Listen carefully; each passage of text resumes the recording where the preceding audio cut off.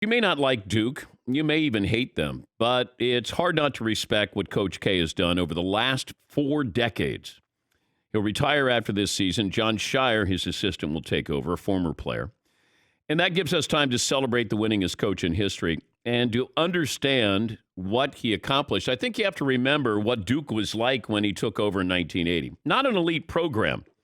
Duke had had some prior success in the 60s, but this is the premier program in the country. Won 5 national titles. He did it with different styles, different players.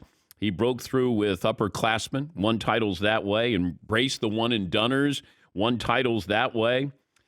Wasn't plagued by scandals, and his players always stayed close to the program. After they left, he added Olympic gold medals to his resume and did so much to grow the sport here and abroad. So you might boo Duke, and why not? I have no problem with that. But make sure you cheer Coach K. Recognize an incredible impact on the sport. Congratulations, Coach K, going out the way you want to go out. John Shire takes over. And I wondered about John Shire. Now, he had stayed there, but the timing, other players, Tommy Amaker, Johnny Dawkins, Quinn Snyder years ago, Steve Wojciechowski, like they had taken jobs. They were waiting, can't pass this up. And Coach K would probably say to them, take those jobs. Jeff Capel, like there's probably 6 or 7, Bobby Hurley. I mean, there's a lot of former players where you go, he would be ideal. John Shire was a player on a national title team, but he's only been there 7 years. Now, age, I think, really factors in because he's 33 years of age.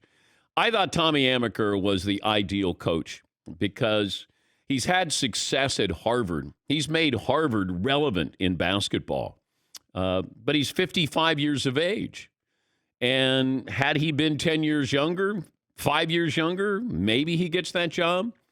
Johnny Dawkins at Central Florida, a team that nearly upset Duke in the tournament. Johnny was Coach K's first prized recruit, but John Shire gets the job. Now, this is where we look at these legends. When the legend leaves, and then what happens? You never want to be the guy who follows. You want to be the guy who follows the guy who follows the legend. You don't want to be the guy who follows the legend. We've seen this before. UCLA or Indiana. Now, Kentucky, after Adolph Rupp stepped down, Joe B. Hall took over, and they won a national title there. But John Shire, now, this is a completely different college basketball landscape. You know, the one and done, are we eventually going to get those players coming right out of high school? Does that change things? Are you going to try to recruit upperclassmen? You want to get guys who can stay maybe 2 years, maybe 3 years at the most. But John Shire, that's a big seat. That's a big seat you're taking over. And he knows that. But I was surprised. I was surprised that he was going to get the job. And I think we've had John on before when he was a player after he won a national title. But as far as, basketball acumen, I know what I've seen with these other players. Bobby Hurley's been successful. Buffalo, Arizona State. I'd mentioned Johnny Dawkins has been at a couple of different stops. Tommy Amaker, obviously. So there's a pretty good lineage here. But John Shire, who has less on his coaching resume than these other former players do, but I think he's got age on his side. Going to have to recruit. Got to get out there, even though it's Duke. Coach K, that's the closer. When you're bringing in the closer, that's Mariano Rivera. You walk into his office and you probably see trophies and, pictures, moments, nets from championships. You're going, all right, this seems like plus, if you've ever been on the Duke campus, it's a pretty good place too. Beautiful place, but you got to get out there and recruit, and college basketball has changed. If I was coaching, if I was just starting to coach, I would realize what the landscape is. The players are going to get paid by somebody.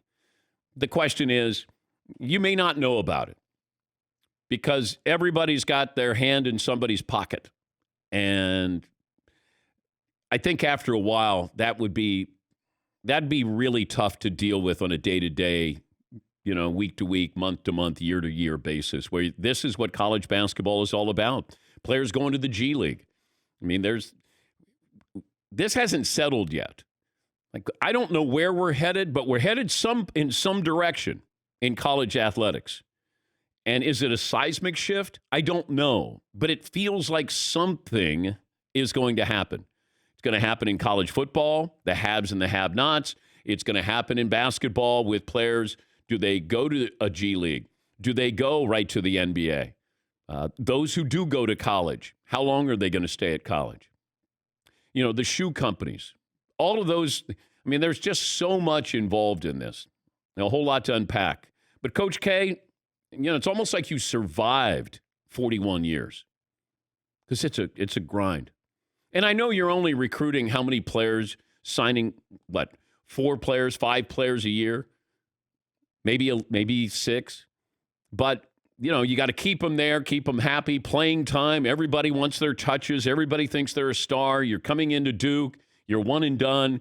You know, look at what John Calipari's going through. Coach Cal, the king of the one-and-doners. He had a horrible year this year. You know, and these kids weren't great. They're not great talent. They're not, transcendent talent where you go, okay, I'm going to put up with this. You got guys who average like 6 points a game and they're going into the NBA. You know, they said, I'm going into the draft. Guys transfer. But everybody has potential. When you get to college, everybody's got potential. And you're told so many things. Hey, you know what? You should be averaging 20. Hey, you're the number one guy. You got to get your touches. You know, that's how it works now. You don't go in there and you still have a coach who is your coach, and he's got the final say. But you see player empowerment in the NBA, and probably started when Magic Johnson got Paul Westhead fired. I mean, that's probably where player empowerment first started. And we're seeing this in all sports. But to be a coach now, at least in college, you get to control. And that's why, it's always interesting when somebody wants to coach. Like when Coach K thought about coaching the Lakers. And I went, he's not wired to do that. Urban Meyer is going to coach in the NFL. I still don't think he's wired to do it. I got no salary cap in college. I don't have to worry about, a lot of this stuff. I might lose 2 games. He may lose 2 games in the first month of the season. And then Coach K is going to coach the Lakers. Just the losing. They're so used to winning. And you could see it with Coach K. I don't know if he really enjoyed the wins as much as those losses are so painful. And he didn't have that many losses when you think about the numbers that he's put up. He's got 1,170 wins, 361 losses. Second on the list is Jim Boeheim, 982. Jim Calhoun has 918. Well, that's a sneaky number for Coach Calhoun. Roy Williams just retired. He has 903. Bob Knight had 902. Bob Huggins has 900. Man, it feels like these guys are dinosaurs. Adolph Rupp coached 41 years. Dean Smith, 36. Bob Huggins, 39. Bob Knight, 42. Roy Williams, 33. Jim Calhoun, 43. Boeheim, 45. Mike Krzyzewski, 46. God. I don't know if the younger coaches, like you set sail and you go, I'm going to coach for 30 years. Good luck with that. Good luck with that.